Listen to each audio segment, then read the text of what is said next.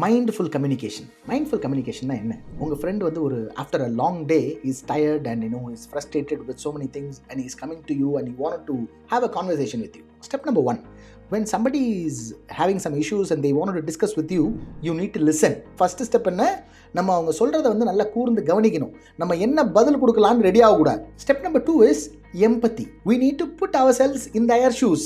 நம்ம அவங்க சூழ்நிலையில் இருந்தால் அந்த மாதிரி நேரத்தில் நம்ம எப்படி ஃபீல் பண்ணுவோமோ அதை நம்ம ஃபீல் பண்ணணும். அப்போ தான் நம்ம அவங்களுக்கு ரெஸ்பாண்ட் பண்ணுறதுக்கு ஈஸியாக இருக்கும். 3 is respond. You should be responding, not reacting.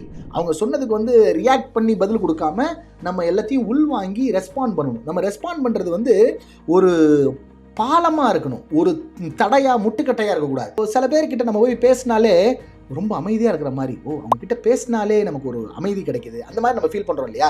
That is what mindful communication is. I will see you in the next video.